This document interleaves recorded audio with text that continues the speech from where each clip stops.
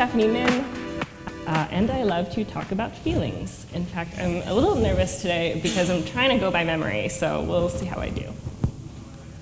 I wasn't always this way. A therapist once told me that she noticed I had a hard time expressing my emotions, and as a recovering overachiever, I was devastated to learn about this apparent deficiency of mine, and naturally became obsessed with figuring out how to get an A in feelings. I also enjoy and think a lot about pair programming. I'm assuming that most folks in this room have pair programmed before, or at least know what it is. When I talk about pairing, I mean collaborating closely with another developer on any sort of development-related task, like spiking, debugging, writing documentation, in addition to writing code. I have personally encountered the many highs and many lows of pairing. I have been that person sitting silently while my pair does all of the talking and typing. I have paired with people who dive straight into the deep end and need some reeling back in. And I have been on the receiving end of constructive feedback to better accommodate my pair's needs. And through all of those experiences, I wanted to give this talk because I believe that pairing can be better, especially when it's not going as well as we would like. So to do that, let's talk about feelings, let's talk about empathy, and let's talk about nonviolent communication. So this is my copy of the canonical book on NVC. It is very self-help looking. It was written by Dr. Marshall B. Rosenberg, who developed the approach in the 1960s. This is Marshall. He was a facilitator, an educator, an activist. He mediated conflicts between gangs, between Israelis and Palestinians. I figured if he and his hand puppets could navigate those kinds of conflicts, he could teach me a thing or two about my own. To either your relief or disappointment, I will not be incorporating puppets into my talk today, but I will be sharing his intentions, his techniques, and his language. I think the really radical thing about nonviolent communication is how it helps us shed our assumptions, our judgments, our blames in favor of more authentic connection and understanding. So all of those things that cause us pain when we communicate, this framework helps us find an alternative. I want to say that I'm not an expert on NVC or even a certified trainer. It's something that I continually practice, and I don't get it right a lot. If there are any NVC practitioners in the room, I hope that I do it justice with my talk. So some of you may be skeptical of incorporating feelings into the workplace, but in my opinion, the real tragedy is when your culture looks like this. I realized that NVC, which I had been using in my personal life, could apply to pairing because pairing is not just collaborative, it's intimate. It leaves us vulnerable to all the squishy stuff, the awkwardness and the misunderstandings that come with close connection with another human. But it also, lets us reap the rewards, the shared laughs and joys and breakthroughs. And NVC can help us navigate those tricky conflicts so we can spend more time reveling in the good parts of pairing instead.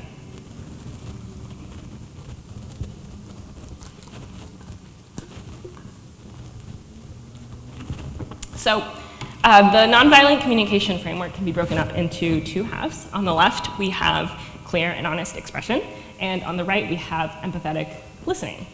Each part can break down into 4 components: observations, feelings, needs, and requests. Today, we're really going to focus on the left-hand side of expression to learn about these components, and hopefully you will also have some insights into applying it to listening to others as well. So the first component is observations, specifically describing the behavior that's causing us pain, but without any criticisms or judgments. So by describing only what we can see or hear, others are less likely to resist what we're having to say. To take a look at some examples. Stephanie is too stressful to pair with. So here we are labeling Stephanie as stressful without really describing what she's doing that might lead us to feel stressed. If someone actually said this about me, I would be quite embarrassed and hurt. So how can we frame this as a peer observation instead? When I pair with Stephanie, she moves through her editor faster than I can read. So now we're saying, hey, we've seen Stephanie do this, and this is likely what is leading us to feel stressed out when we pair. But this is different from making a universal claim about Stephanie's person. Another one, I don't think Stephanie cares about my ideas. So the red flag to me here is that we are assuming that we know what she thinks or cares about when we aren't mind readers, and that's not something that we can know for sure. Alternatively, if we say, when I see Stephanie resolving my comments without responding or making the suggested change, I think she doesn't care about my ideas. So again, now we're kind of showing specifically what we have observed that leads us to tell this story, to make up this story about what we think might be going on, right? And we are taking responsibility for that story because that opens up the opportunity for the other person to clarify rather than having to refute a claim that you're making about them, which often goes hand in hand with defensiveness. Another example, pairing with early career developers is too slow. So here we're making quite a generalization. We can't say for sure that all early career developers are slow. In fact, we should really try to ground this in a specific instance or context. When I paired with Stephanie, we spent 10 minutes on a single test. So now we are referring to a specific person and our experience with them. And then we can go on to indicate, like, that was too slow for me to finish my work. And again, that is grounded in the situation at hand, right? And not just an end-all be-all statement. So that's observations. I think kind of like code smells, there are a lot of signals that we can see about how to separate what we're seeing and hearing from any interpretations or evaluations we'll be making. So next on to our next component, my favorite topic, feelings. I need a little bit of audience participation. Could you please raise your hand if you felt any of these feelings when pairing? Yeah, a lot of us. That's awesome. Hands down. What about these? I think there may be more hands this time around. So it's perfectly normal to feel all sorts of ways while pairing. This list is not exhaustive, but looks to me pretty universal. When pairing goes well, it feels really good. You might be in that flow state, you might be feeling curious, engaged, excited. However, when you are not quite gelling, you might be feeling anxious, frustrated, bored even. Throughout my career, I was really curious about why some pairing sessions felt so good and others did not, and I found an answer in NVC, which we'll get to in a bit. First, I do want to talk about the difference between words that we think are feelings but aren't quite. I feel unsupported on this team. To me, words like unsupported or misunderstood are really assessments of the other person, and they can easily be heard as criticisms. Instead, if you find yourself wanting to use these kind of words, I wonder if you could dig deeper to find the underlying emotion. I feel disappointed because I need more support from this team. That's a natural reaction to hoping that your team would show up for you in a way that they didn't, but that it is different from labeling them as unsupportive. I feel like the code base is in a bad place. Almost all of the time, using the phrase I feel like or I feel that is actually conveying a thought and not a feeling. In English, when we are using true feelings, we can almost always replace I feel with I am, and the sentence should still make sense. So you can't say I am the code base in a bad place, but you can say I am irritated because I think the code base is in a bad place. So now it's a feeling. Irritation is something we can empathize with. Sounds like this is quite relatable to folks in the room. And it's a natural reaction to wanting the code to be easier to work with. So many of us have actually internalized a lot of these habits of talking around our feelings through cultural and social reinforcement. That was certainly the case for me as a child of Chinese immigrants. I did a lot of work and reflection and had the help of several great therapists to help rewire the way that I communicate, especially when I'm activated. I will frequently refer back to that list of feelings. Sometimes I'll be like, hey, hold on a moment, gonna go pull up my list of feelings and figure out what's going on for me. And it's also been really helpful for me to see other people model that behavior. Vulnerability begets vulnerability, and I think that is a very powerful thing. So the next component is connecting our feelings to needs. Hangry is a great example of this, right? It's shorthand for saying I feel angry because I'm hungry and need food. For me, that means I needed food 20 minutes ago. We all share universal human needs, and when we are feeling good and experiencing positive emotions, that means our needs are being met, and when we don't feel so good, it's likely because our needs are not being met. This is Maslow's hierarchy of needs, an idea in psychology representing what drives human behavior. I want to point out the second tier from the bottom, safety, which I think includes psychological safety, which is critical to pairing. I want to take a moment to talk about power dynamics, because pairing does not occur in a vacuum. Multiple power dynamics exist along lines of race, gender, age, authority. If you're in the more privileged position, you must actively mitigate these.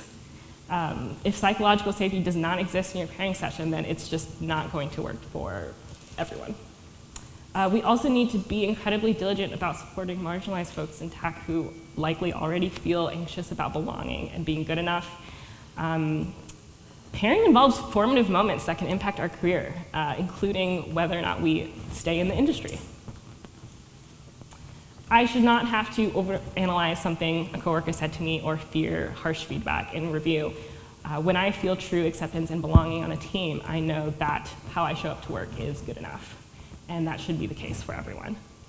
I also want to say that while you can do your best to use NVC and even empathize with others, if your pair is not interested in building trust and compassion, then that is also a valid time to bring this up to a manager or other resource who can give you the support you need to feel safe.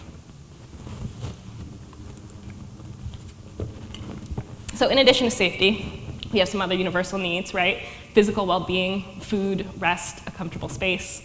We need autonomy to be able to self-govern and make our own decisions. We need fun, we need play. We need peace and calmness to counter the barrage of urgent priorities in firefighting. And we need to find meaning in our work. We deserve all of these things, and for the people in the room who have been socialized as women, it can be incredibly challenging to acknowledge, let alone ask for what you need. And I want to say that there is no such thing as too sensitive or too hysterical, only a systemic patriarchy that compels us to believe that our needs don't matter, and that's simply not true. Okay, back to example time. So we saw this one from earlier. I feel irritated because I think the code base is in a bad place. And now we can connect our feeling of irritation to a need. I want to be able to extend this feature without so many changes, right? And we can extrapolate that further to be like calmness or ease in our work. Here are some more examples of different needs that are specific to pairing. Many of these also then ladder up to the universal ones I showed earlier. One time I hopped on a screen share to help another developer debug, and this was an experience where our needs didn't quite match up. I was hoping to unblock them as quickly as possible so I could get back to my own work, so I dictated steps for them to take, not realizing that they were actually wanting a bit of a more collaborative experience. They eventually grew more and more frustrated and snapped at me, and that I felt quite hurt and surprised by their reaction.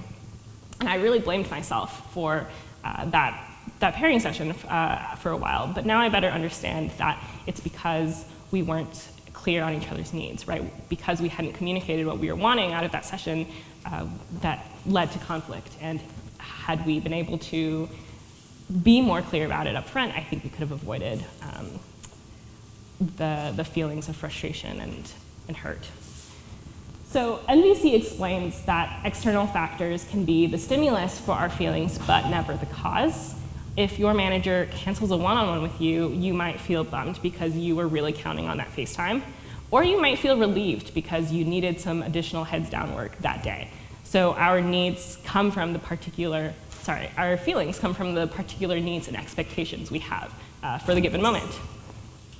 At some point later, I paired with someone else who actually preferred when I told them what to type, because that helped them avoid having to look things up, and they valued that time saved. So to each their own. NVC is designed to support us in communicating what we need while also conveying that we are equally concerned with the needs of others. And that brings us to our final component, making requests when we need something different. The clearer we are, the more likely a positive outcome will be, so that means avoiding ambiguous or vague language. Another common pitfall is communicating in the negative, telling someone what not to do instead of the precise behavior that we'd like to see instead. So if you were to say, please stop taking over the pairing session, that might lead to someone stopping to participate entirely, right? Alternatively, you could pose this as, could you give me a few minutes before offering a suggestion? I need to figure this out on my own. This conveys that we still value their input and just that we are needing something different and avoids implying that they've done something wrong. There's a website called nohello.com or nohello.net, which you all might be familiar with. It's a plea for coworkers to please stop DMing you, hey, without any other information.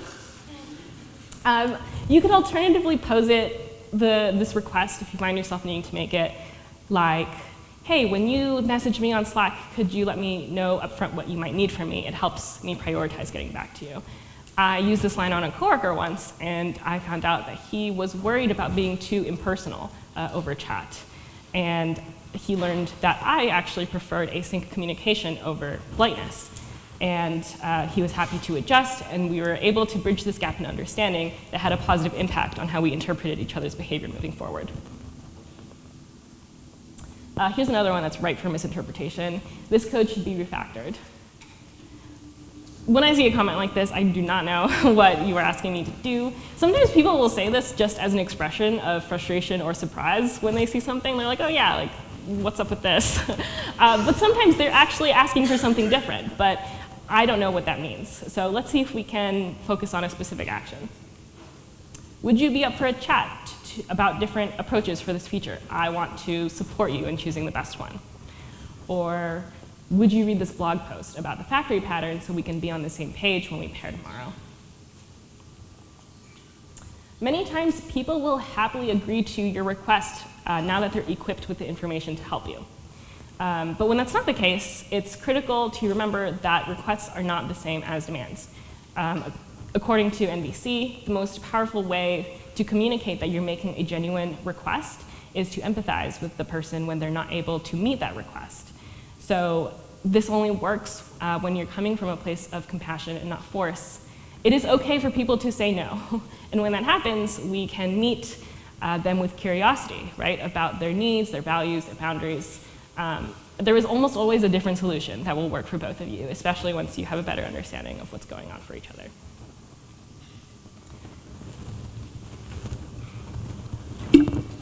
So that wraps up the 4 components.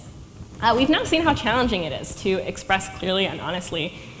It requires empathizing with yourself and taking responsibility for your own feelings rather than offloading it to someone else. The other half of the NVC coin is empathetic listening, which we aren't going to get too deep into today, but I do want to point out that when people are seeking empathy and connection, often just hearing their feelings and needs reflected back to them is enough, and the observation and request part can be optional. So now let's put it all together and take a look at some real-life scenarios. So in scenario 1, we have Stephanie and Cam. They're pairing on reviewing a pull request. Stephanie is sharing her screen and talking through what she's thinking. Stephanie hasn't really asked Cam for their input, and Cam has not said anything in the last several minutes. So here, Stephanie might be thinking internally, when Cam kept quiet, I started feeling anxious and just kept talking. But I really want to be a good mentor for them. Alternatively, Cam inside, he might be thinking, Stephanie is moving too fast and I feel overwhelmed. I can't contribute like this. So we're at a bit of an impasse with these two because they don't know what each other is feeling. To move forward, one of them might get the ball rolling on NVC. Stephanie, especially if she knows that Cam doesn't usually keep quiet, she might be intuiting that something's off. She can say, hey Cam, I haven't heard from you in the last several minutes. Are you feeling bored and needing something different? And this gives Cam the opportunity to actually clarify and say, yeah, I'm not getting much out of this, but it's not because I'm bored, I'm just overwhelmed. And so Stephanie's like, okay, great, thanks for telling me. Would you like to take a break and review this PRA sync or something else? Now that Stephanie has this knowledge, right, that Cam is just overwhelmed. She can feel less fearful of that tension and less anxious, and just offer a different strategy that will better meet her need to be a good mentor and also Cam's for this current pairing session. I also recommend expressing gratitude when someone is willing to share their feelings, further reinforcing and normalizing this kind of communication. Another example, Stephanie and John. They are pairing on John's project, which Stephanie has not worked in before. John offered to let Stephanie drive, she agreed, and he gives a high-level overview of the task and says, "Where would you like to go from here?" John could be curious about what Stephanie's thinking. It could be really important to him, right, to let her make decisions and have ownership over their work together. Stephanie, on the other hand, might be thinking, he asked for my input, but I feel scared of saying the wrong thing. I want to make a good impression, and I need some more guidance in an unfamiliar code base. So here, John might be perfectly content with how things are going, but Stephanie is freaking out. Remember power dynamics? Let's say John is that super senior staff engineer, and this is Stephanie's first time interacting with him.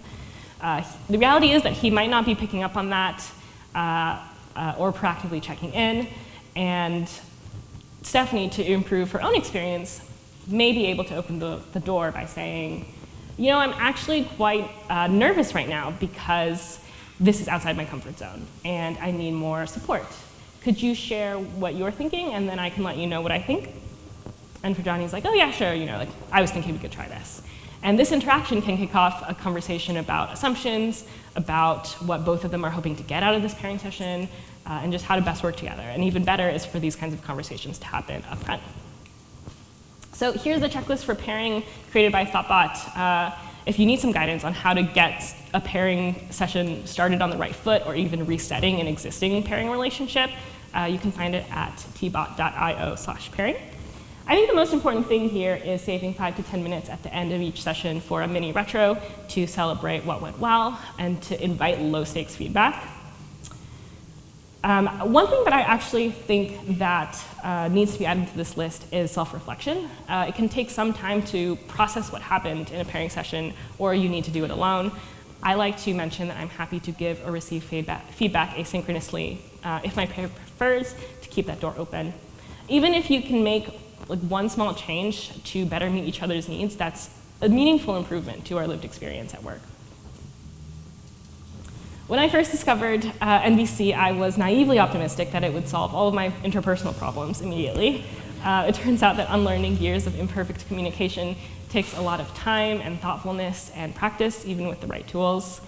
I first gave this talk back in November, and since then, I have failed many times to draw on empathy when I think I've been wronged.